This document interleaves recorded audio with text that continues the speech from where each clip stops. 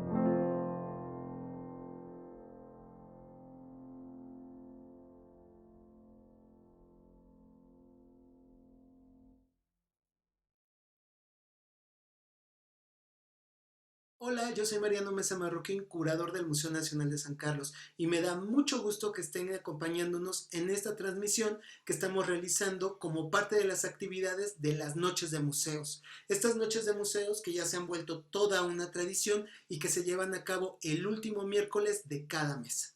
Y hoy vamos a hacer una actividad diferente, vamos a llevar el museo a su casa. Y es que seguramente en algún momento han tenido la intención de ir a la noche de museos, pero no falta que ocurra algo, ya sea que hay tráfico o que llueva y no pueden llegar a la actividad. Incluso también estoy muy seguro que muchos de ustedes no viven cerca de la Ciudad de México y no pueden acudir a las noches de museos. Hoy es una oportunidad increíble para poder acercarnos de una manera diferente. Y qué mejor que hacerla a partir de una exposición que tuvimos en el Museo Nacional de San Carlos, que fue Pelegrín Clave, Origen y Sentido. Esta exposición abrió en noviembre del año pasado y cerró en marzo de este año. Y estoy seguro que algunos de ustedes no tuvo oportunidad de ir. Y hoy vamos a explorar en un aspecto importante dentro de toda la obra que compone pues la historia pictórica de Pelegrín Clave, que es la obra retratística. ¿Y por qué me quise detener en los retratos? Pues bien, porque el género del retrato no ha sido muy bien explorado. De hecho, algunas veces es el género que menos les interesa a las personas, porque piensan que es muy lejano a ellos y son personas que como no conocieron, ¿por qué las van a ver? Pero en las obras retratísticas podemos descubrir cosas maravillosas. Tan solo podemos ver cómo vestían las personas de ciertas épocas, cómo se veían, cómo se arreglaban, incluso los cánones de belleza que van cambiando en toda la historia del arte. Entonces, ver un retrato no solo es ver a una persona que no conocimos, sino es descubrir toda una época. Incluso en la obra de Pelegrín Clavé, lo interesante es ver cómo se veían estos mexicanos del siglo XIX, que si bien no representa a toda la sociedad mexicana, sí representa a un ala que fue importante y que determinó muchas de las reglas que se siguieron en el siglo XIX. Entonces, explorarlos nos dice mucho, pero también podemos aprender a leerlos, que yo creo que va a ser lo interesante en esta actividad, que es aprender a leer los retratos, cómo leemos un retrato del siglo XIX, porque los pintores no solo componían a la persona, sino que era toda una estructuración de la composición para decirnos quién era el personaje retratado. Y es lo que vamos a poder ver. Pero bueno, antes de seguir, les tengo que comentar quién fue Pelegrín Clave, porque seguramente habrá quien no sabe quién es Pelegrín Clave. Y les comento, Pelegrín Clave fue un pintor de Barcelona que nació en 1811. A los 10 años de edad se inscribe a la Academia Gratuita de Dibujo en Barcelona, obviamente, y a los 20 años se gana una beca para irse a Roma a la Academia de San Lucas. Por el momento la Academia de San Lucas era la meca de los pintores, todos los pintores querían irse allí porque claro, ahí estaba naciendo, estaba explorando dentro de la pintura purista. Y uno de los grandes exponentes de la pintura purista era Tommaso Minardi. Tommaso Minardi fue maestro de Pelegrín Clavé y le inculcó una de las bases centrales de la obra de Pelegrín Clavé, que fue el esmero en el dibujo. Tommaso Minardi decía que la columna vertebral de cualquier composición tenía que ser el dibujo bien ejecutado, porque una obra que no estaba bien ejecutada en su dibujo no podía estar bien ejecutada en pintura. Es decir, la base de su escuela era el dibujo, y Pellegrin Clavé lo aprende. También lo aprende que se convierte en uno de los mejores pintores en toda Europa. Y entonces nos ponemos a pensar, ¿cómo es que este pintor, que ya era aclamado en Europa, viene a México? Y para eso tenemos que trasladarnos al año de 1843, cuando la Junta de Gobierno de la Academia de San Carlos decide renovar su plan de estudios, porque ya se encontraba en franco declive y necesitaban tener a nuevos maestros y nuevos directores sobre todo.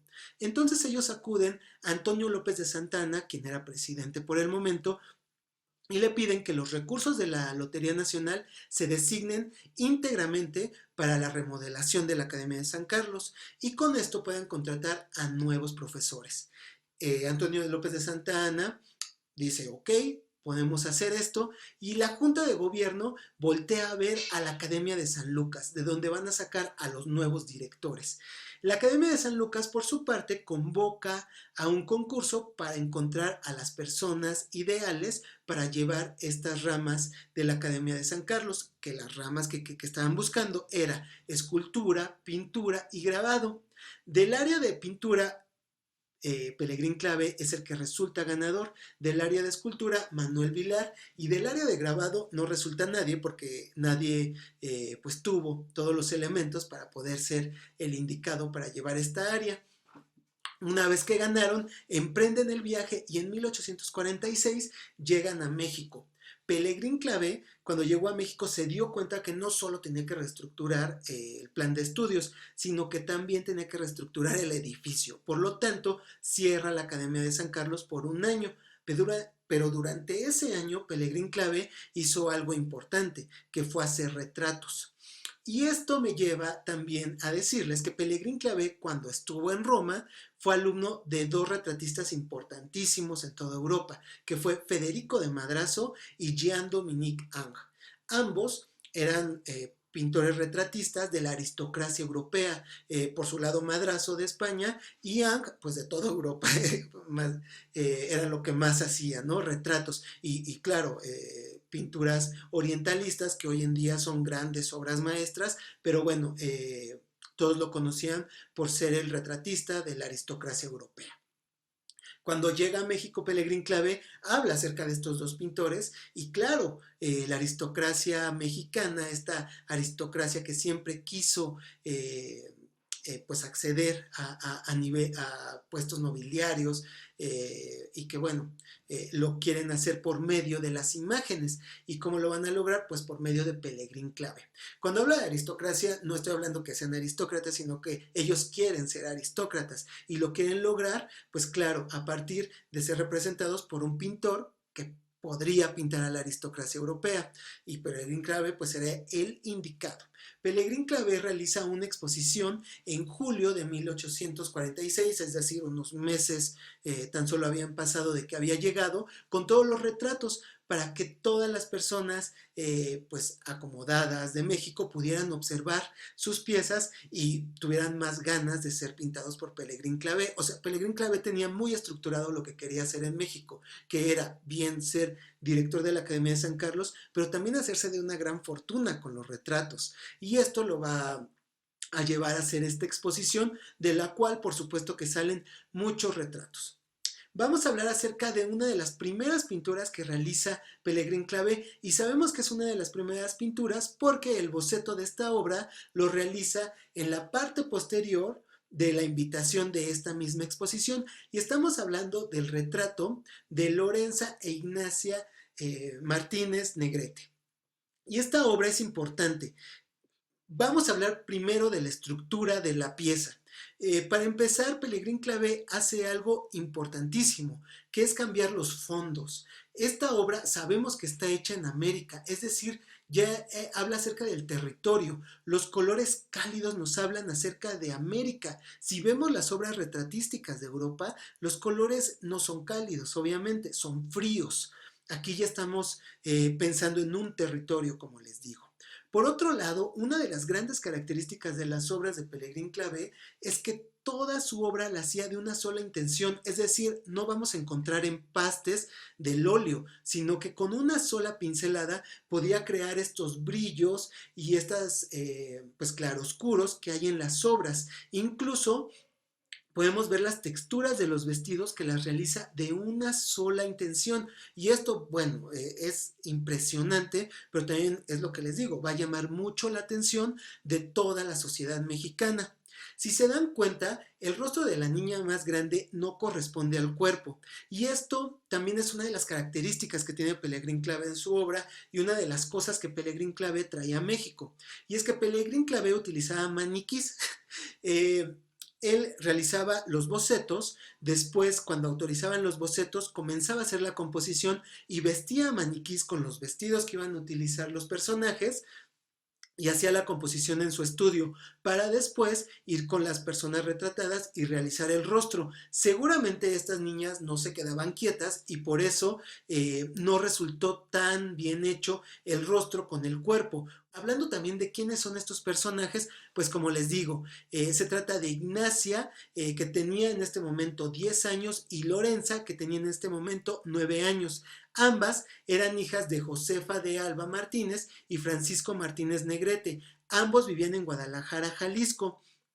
Estas niñas fueron las primeras dos hijas de este matrimonio que tuvo 8 hijos y seguramente por eso mandaron a hacer este magnífico cuadro que hoy pues nos presenta a estos dos personajes y nos deja ver uno de los primeros retratos que hizo Pellegrín Clavé en México.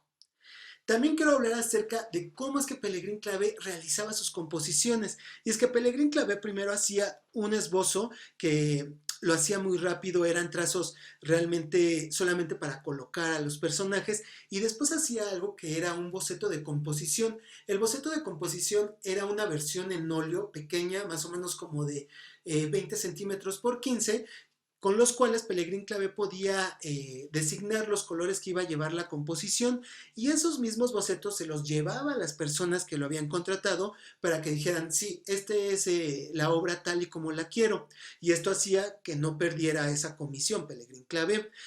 Si se dan cuenta, en el boceto que estamos presentando ahora mismo, esta composición no está del todo bien ejecutada, y esto tiene que ver porque Pellegrín Clavé creía que un boceto no podía estar terminado, porque si estaba terminado, cuando él hiciera la obra final, iba a resultar una copia del boceto. Es una lógica que Pellegrín Clavé tenía y que claro, esto también nos queda en constancia gracias a los bocetos que tenemos de Pellegrín Clavé. Esta obra también tiene estas mismas características que la obra anterior de Ignacia y Lorenza, en donde podemos ver este paisaje detrás del personaje con colores cálidos, que como les digo y repito, nos habla ya de América, de una obra hecha en América. Por eso es tan importante la obra de Pellegrín Clavé. Después quiero hablar acerca de uno de los retratos que más ha llamado la atención de todos los especialistas, y es este retrato de Benito Juárez. Esta obra Pellegrín Clavé la realiza en 1862, justo cuando estaba por terminar la Guerra de Reforma o la Guerra de 3 años, y ya más o menos se sabía que el vencedor de esta guerra iban a ser los liberales, específicamente Benito Juárez, y seguramente este fue un encargo que le realizaron a Pellegrín Clavé. Pero quiero que observen el fondo de esta pieza. No tiene absolutamente ningún detalle y solamente tiene una luz que alumbra el rostro de Benito Juárez. Y esto pues no es una característica de las obras de Pellegrín Clavé, y muchas personas por eso por mucho tiempo pensaron que no era una obra de él. Sin embargo, la obra está firmada y fechada. Y esto tiene que ver precisamente porque Pellegrín Clavé por una parte era conservador y seguramente este retrato lo hizo muy a fuerza, no tenía ganas de hacer este retrato, pero también porque Benito Juárez nunca posó para un pintor. Benito Juárez mandaba litografías o fotografías para que realizaran su obra oficial, sus retratos oficiales. Y ahorita vamos a ver una fotografía de Benito Juárez para que ustedes vean la gran diferencia que existe entre el Benito Juárez de una fotografía y el Benito Juárez que conocemos. Ahora sabemos que este en realidad es un retrato oficialista que quizá no tenga mucho que ver con Benito Juárez. Y es que Benito Juárez siempre mandaba estas fotografías ya retocadas, estas litografías que ya tenían ciertas características que Benito Juárez quería hacer énfasis en sus piezas. Por ejemplo, en algunas obras él quiere ser más moreno o quizá quiere tener las entradas más prominentes. Él va cambiando su fisionomía para hacer también de él un mito. Él tenía muy claro cómo iba a pasar a la historia y lo quería hacer a partir de las obras. Pero bueno, concentrándonos en la obra de Pelegrín Clavé, también vemos que no tiene expresión. Y para que un retrato sea un buen retrato, tiene que tener una expresión. Es una característica indispensable en todos los retratos. De hecho, cuando ustedes vayan a cualquier museo, vean cómo los ojos siempre te están diciendo algo y siempre están señalando algún lugar. De hecho, es muy común que cuando van a un museo piensen que las figuras los están siguiendo, y esto es porque el pintor logra tener pues esta característica en los ojos, que es la reflexión en los ojos. Entonces, pues bueno, no lo vemos en la obra de Benito Juárez. Esto obviamente tiene que ver con que es sacado de una litografía o de una fotografía. Por otro lado, tenemos el retrato de Lucas Alamán, que es una composición totalmente diferente a la que vimos con Benito Juárez. En esta pieza podemos ver precisamente que Pelegrín Clavé estaba del lado de los conservadores, porque Lucas Alamán no tan solo fue un conservador, sino que fue uno de los fundadores del Partido Conservador Mexicano.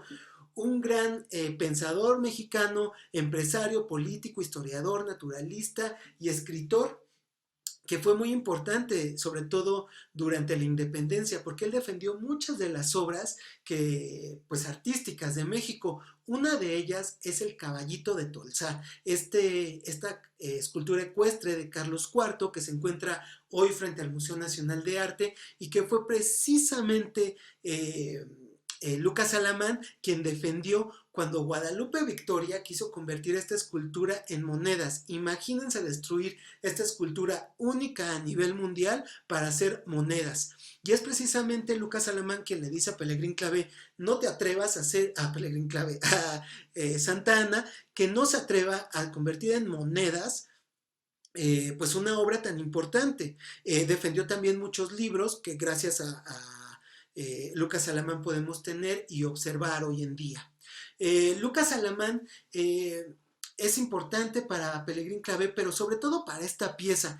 Quiero que vean la composición que logra Pelegrín Clavé.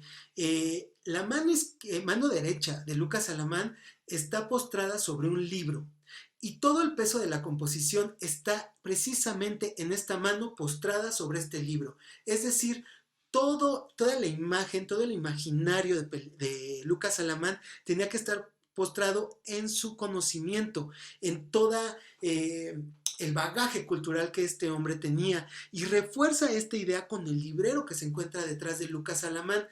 Es la idea del conocimiento, este hombre sabio que está a la defensa pues del país. Y hay un detalle que me gustaría mucho que habláramos de él, que es la mano izquierda dentro del saco, que es una modalidad que se tenía ya desde el siglo XVIII. Y es que en el siglo XVIII empezaron a escudriñar dentro de la literatura de Grecia, y se dieron cuenta que una de las características de las que más se hablaban era que los filósofos metían las manos en la toga cuando hablaban, y esto era un signo en realidad pues de nobleza, de templanza y de buena educación. Y Pelegrín Clavé sabía que se había hecho esta pintura en el siglo XVIII y la quiso traslapar al siglo XIX. De hecho, si ustedes observan algunas piezas, por ejemplo, de Napoleón, se podrán dar cuenta que tiene esta misma posición, ¿no? De la mano izquierda dentro del saco. Y Pelegrín Clavé va a ser una tradición que va a seguir y que va a inculcar aquí en México, y es precisamente a partir de Pelegrín Clavé que se empieza a realizar en más retratos. Después vamos a ver esta obra de Ángela María Concepción Juana Nepomucena Gregoria Luisa Gónzaga Ignacia Francisca de Paula y Casa Iturbe, más conocida como la pintora Ángela y Casa. un nombre bastante largo, pero que, bueno, después va a trascender gracias a que ella fue una pintora. Por el momento las mujeres no podían ir a la Academia de San Carlos y deciden contratar a pintores de la Academia de San Carlos. Y qué mejor que contratar al director de la Academia de San Carlos. Las mujeres pudieron ir a la Academia de San Carlos hasta el año de 1886, o sea, ya casi llegado el siglo XX. Pellegrín Clavé tuvo muchas alumnas mujeres, pero una de las más destacadas, sin lugar a dudas, fue Ángela Icaza. Es una pintora que de plano tenemos que buscar más información de ella. De hecho, haciendo un paréntesis, les quiero comentar que el año pasado la Universidad de Guanajuato encontró que una de las pinturas que ellos tenían como que era de Juan Cordero, en realidad resultó ser de Ángela Icaza, y es una obra extraordinaria que vamos a ver a continuación. Y bueno, aunque no forma parte de la exposición, creo que es un muy buen momento para revalorar la obra de Ángela Icaza, que en realidad no es mucha porque no la conocemos, pero vean la buena ejecución que tiene Ángela Icaza. Esta es una muy mala foto, pero sí podemos alcanzar a observar la composición que crea Ángela Icaza. Vean tan solo los pliegues de la ropa de esta mujer y bueno, ya nos queda claro quién era Ángela Icaza, pero yo quiero que vean el rostro. Este rostro es característico de las obras de Pellegrín Clavé, nos deja claro quién fue su maestro. Y bueno, volvamos a la obra de Ángela Icaza. Este cuadro Pellegrín Clavé lo realiza cuando Ángela Icaza tiene 30 años. Para el momento ya es una mujer que quizá no se casó, porque hay que recordar que las mujeres del siglo XIX se casaban a muy, muy temprana edad. De hecho, ya a los 25 años ya parecía que nos iban a casar. De hecho, Ángela Icaza no se casó.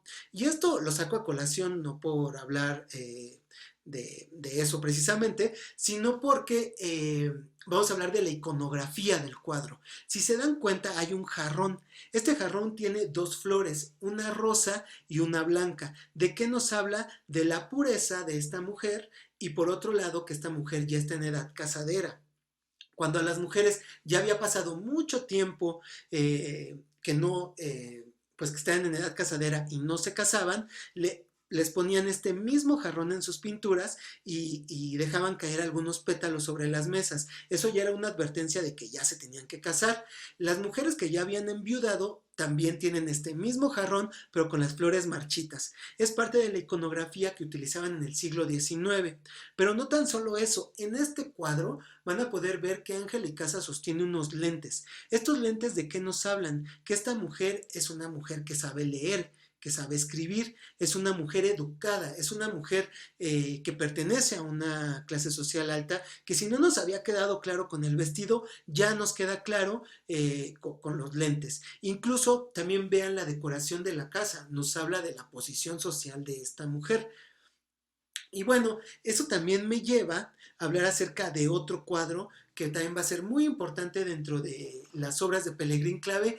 Y de este cuadro no teníamos mucha idea de su existencia, sabíamos que existía el boceto, pero no la obra. Es la primera vez que se presenta en una exposición, que bueno, ahora tenemos el antecedente de esta pieza, y es la obra de José Ortiz Monasterio. José Ortiz Monasterio, que durante el gobierno de Anastasio Bustamante, que duró de 1837 a 1839, fungió como secretario de Estado y de despacho.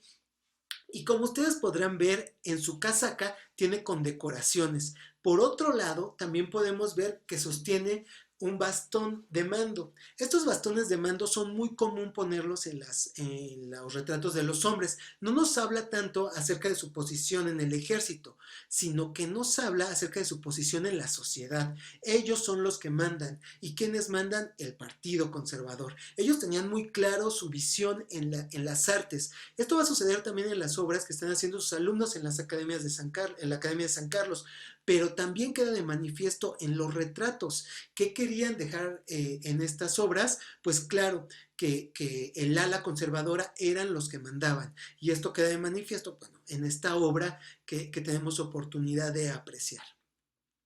Ahora nos vamos a dos retratos de un matrimonio y es importante hablar también acerca de los retratos de matrimonio porque eran muy comunes. De hecho, Pellegrín Clavé lo que hacía era un boceto de ambos retratados y estos después los partía para que quedaran dos cuadros, pero el boceto original era uno solo, era casi como panorámico. Quizá Pelegrín Clavé no los hizo porque pues no quería gastar tanto tiempo en una pintura de panorama o pensaba que necesitaba una ingeniería muchísimo más específica. De hecho, no existe ningún cuadro de Pelegrín Clavé que esté hecho en este formato. Pero bueno, yéndonos a estos retratos, tenemos que hablar de quién fue Octaviano Muñoz Ledo.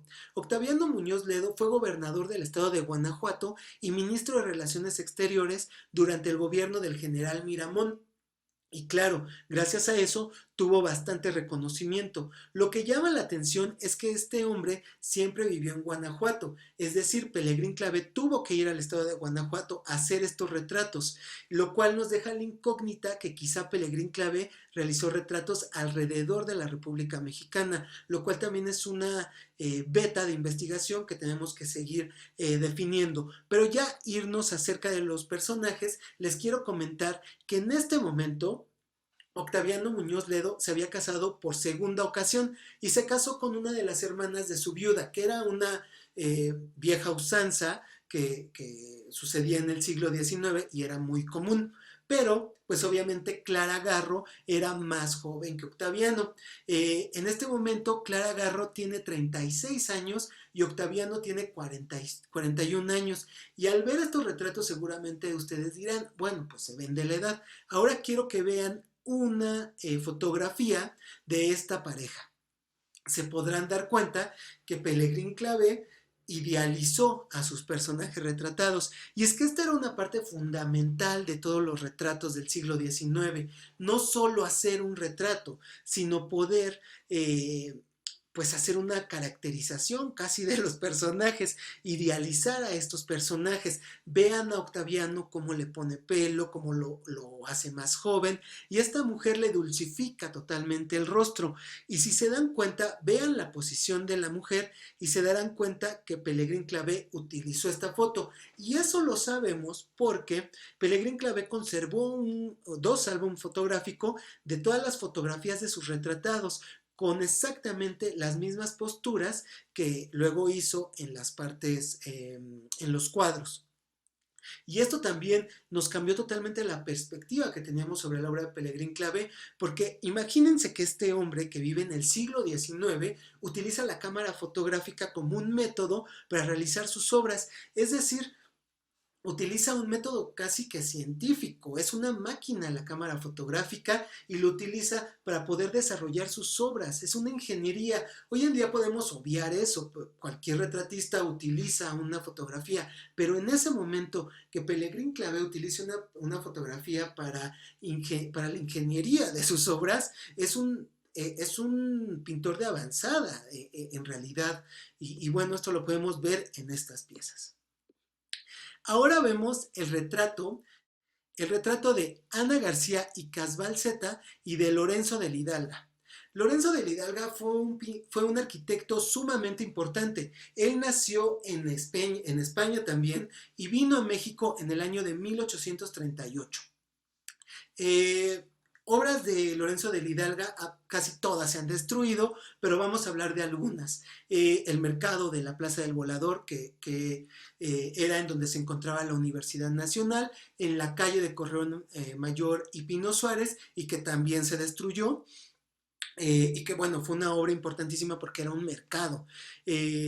Por otro lado, a Lorenzo de la Hidalga se le encarga también realizar el monumento de la Independencia.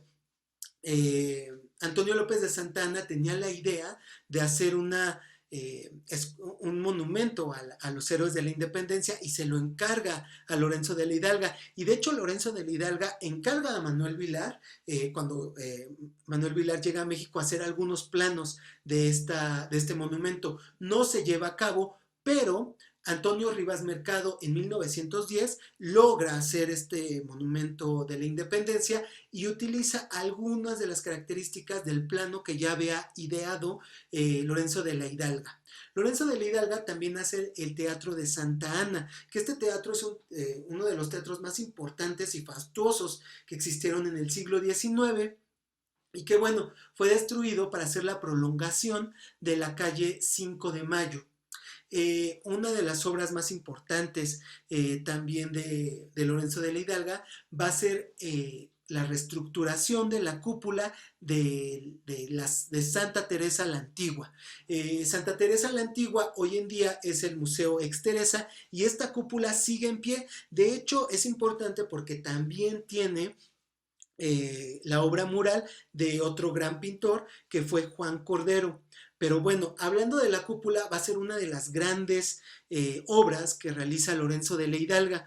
Y quiero que vean en la pieza que hace Pelegrín Clavé cómo utiliza la maqueta de Santa Teresa la Antigua para ponerlo a la espalda de Lorenzo de la Hidalga. De alguna manera, lo que está queriendo decir Pelegrín Clavé con esta obra es que las obras de Lorenzo de la Hidalga respaldan la vida de este gran hombre. ¿Y por qué utilizar también la cúpula? Pues bueno, esto tiene que ver porque en ese momento era lo que estaba haciendo Lorenzo de la Hidalga. Pero quiero que nos fijemos también en este mismo gesto de la mano derecha sobre el escritorio y vean cómo en esta composición toda la fuerza de la obra se concentra en este brazo y otra vez volvemos a ver este gesto en donde Lorenzo de la Hidalga posee su mano izquierda dentro del saco. Esto, bueno, es una, como les digo, parte de las obras y de las características que tenía Pelegrín Clavé en todas sus piezas. Hablando de la mujer, pues bueno, también es un retrato idealizado. Hay algunas fotografías que en esta presentación no las pude tener, pero que existen de Ana y podrán ver que bueno, era muy diferente. Ana García Icazbalceta fue hermana del historiador Joaquín García Icazbalceta. Él fue un historiador importantísimo y de hecho gracias a este historiador fue que a Lorenzo de la Hidalga le encargaron tantos monumentos en la Ciudad de México. Ahora pasamos a una de las obras más importantes, no tan solo de Pelegrín Clavé, sino que se realizaron en el siglo XIX. Y es que como hemos visto hasta ahora, todas las obras de mujeres que se realizan, pues nos habla acerca de las cualidades como señoritas casaderas o como amas de casa o como esposas, pero nunca hablan acerca de la profesión de las mujeres. Y es que acuérdense que cuando una mujer estudiaba piano o pintura, lo hacía para tener cualidades que las pudiera llevar a casarse con un hombre. No eran cualidades que las llevara a ser una profesionista. En este cuadro, Pelegrín Clavé le otorga a la retratada la cualidad de ser una pintora. Y es que Juliana San Román fue también alumna de Pelegrín Clavé. Juliana San Román junto con su hermana Josefa San Román tomaron clases de pintura con el artista y desgraciadamente Juliana San Román perdió la vida en 1852, parece ser que de tuberculosis. Y el padre de Juliana manda a Pelegrín Clavé a hacer un retrato de ella, un retrato póstumo de ella, a partir de un daguerrotipo. Pelegrín Clavé utiliza el daguerrotipo, pero solamente en la parte del rostro. Todo lo demás es una composición de Pelegrín Clavé. Y lo que él está haciendo en realidad es un homenaje al artista. Y digo artista porque le está elevando a ese nivel. Tan solo quiero que vean este detalle que a mí me parece fundamental para entender esta pieza. Juliana se está quitando un guante, pero vean la feminidad con la que se está quitando el guante. El otro guante ya está sobre la mesa y en esa misma mesa aparecen sus herramientas de trabajo, es decir, sus óleos, sus pinceles, y a un lado aparece una composición de Juliana. Y no conforme con eso, detrás de Juliana está otra obra de esta gran artista. Y hablo de gran artista porque muchos especialistas han constatado que las obras que realizó Juliana son verdaderas obras de arte, no eran solo copias, sino que ella también realizó obras originales. Digo esto también porque la mayoría de las mujeres que pintaban realizaban copias. En el caso de Juliana no, y como ya vimos anteriormente en el caso de Ángel y Casa tampoco. Pero bueno, en este retrato lo que podemos ver es esa fuerza, cómo el trabajar no le quita la feminidad. Es decir, el ser pintora, el tener una profesión, no le quitó su parte de señorita, bien de casa, como ellos querían también que fuera representada, pues obviamente Juliana, y Pelegrín Clavé lo deja constatado en este cuadro que, como les digo, puede parecer hasta un homenaje a esta pintora y que también es pieza única porque no existe otro retrato del siglo XIX en donde podamos ver a una mujer con los dotes de trabajadora. Ahora vemos el retrato de Mariana Rubio de Cancino y Rafael Cancino, realizado en 1850. Para este entonces, Mariana Rubio tenía 34 años. No es cierto. Mariana Rubio tenía 30 años y Rafael Cancino tenía 34 años y lo podemos ver en estas composiciones. Pero no solo podemos ver eso.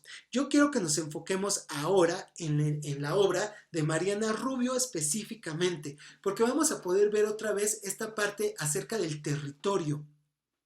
Y hago mucho énfasis acerca de esto porque Pelegrín Clavé es el primero que empieza a incluir el territorio nacional en las pinturas. En todos los escritos del siglo XIX se habla acerca del Valle de México. Cuando llegaban los pintores viajeros, se daban cuenta que el Valle de México era maravilloso.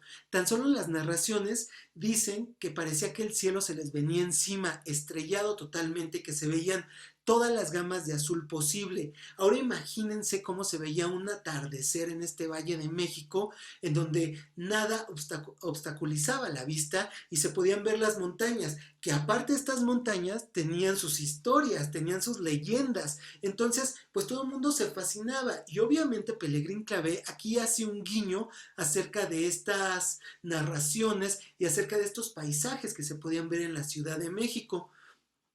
Y observemos primero los colores que utiliza, que otra vez son colores cálidos. Y ahora vámonos a la misma Mariana, cómo está ataviada Mariana. Vean el vestido, los pliegues cómo son perfectos, otra vez hechos a partir de una sola intención, y cómo en este vestido se alcanza a ver las perlas que están bordadas.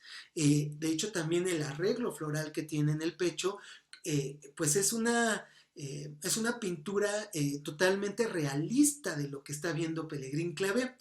Una de las características que tiene también la obra de Pelegrín Clavé, sobre todo en los retratos de mujeres, son estos vestidos que casi todos se parecen. Y bueno, sobre todo en la exposición me hicieron muchísimo énfasis en esto.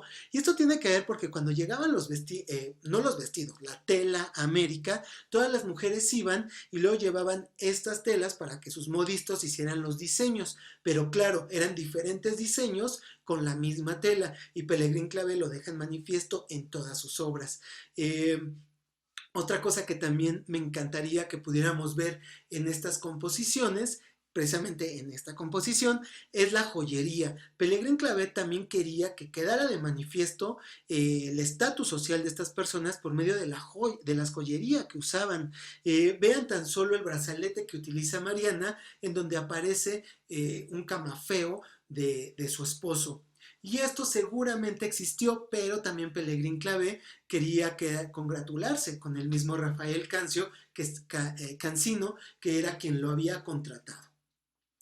Una cosa particular también en la obra de Pelegrín Clavé son los marcos. La marquería va a ser importantísima en todas las obras que hoy en día podemos ver, porque tenemos la idea que estaban hechas en una sola casa marquera, a la cual también hay que seguir la pista, porque también conforman parte de la pieza y son importantísimos para entender lo que estaba ocurriendo en el siglo XIX.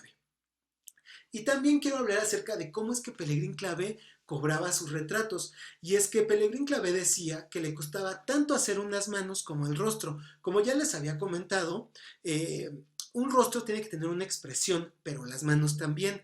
Pellegrin Clavé dejaba de manifiesto que lo primero que iba a cobrar en una composición iba a ser el rostro, después si aparecían las manos y después si el retrato era hasta las rodillas, que era hasta donde llegaba Pellegrin Clavé, quizá un poco hasta la espinilla, pero nunca hizo un retrato de pie pues completo. Porque lo que decía Pellegrin Clavé era que le iba a costar muchísimo más trabajo y le iba a llevar muchísimo tiempo. Entonces prefería no hacer retratos de cuerpo completo. Y verán que en toda su producción no hizo ningún retrato de cuerpo completo. Por otro lado, Pellegrin Clavé también tenía una estructura muy clara de cómo iba a consolidar pues los retratos. Y esto tenía que ver con las tonalidades de la piel. Vean tan solo cómo configura el rostro. Primero ocupa colores amarillos en la frente para pasar a colores rojos en la parte media del rostro y finalmente en los hombres utilizar colores verdes para que se vea la barba o el crecimiento de la barba y en mujeres pasa a colores grises para hacer profundidad. Pellegrin Clavé fue uno de los retratistas más importantes, hizo una gran fortuna e hizo esta fortuna también porque hizo un poco de trampa. Pellegrin Clavé, y ya pasando un poco a la anécdota de Pellegrin Clavé, ahorraba mucho en los cuadros que vendía.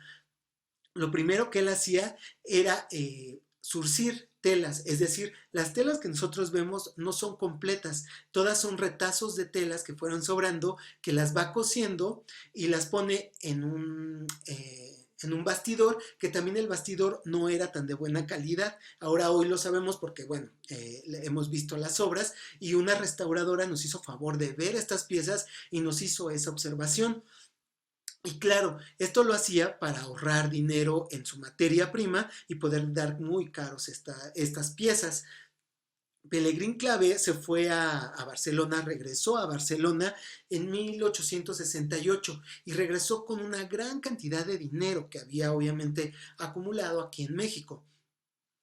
Y lo importante de todo esto es que en Barcelona a todas las personas que llegaban de América y que habían hecho una gran fortuna, se les llamaba indianos. Y Pellegrin Clavé fue conocido en Barcelona como uno de los más grandes indianos. Entonces se pueden imaginar la gran fortuna que hizo en México. Tal fue su fortuna que en Barcelona ya no volvió a hacer retratos. Toda su obra retratística es de personajes mexicanos. Y claro, su obra anterior a venir a México, que son personajes romanos y personajes de Barcelona.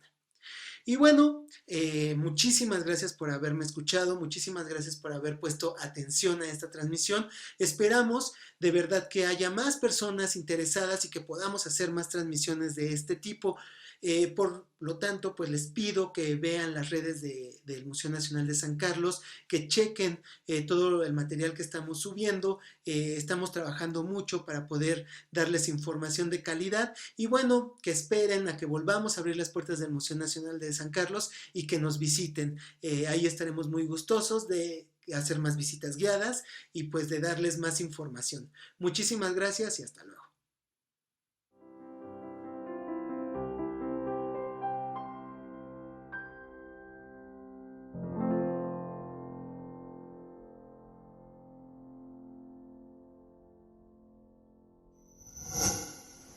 Gobierno de México.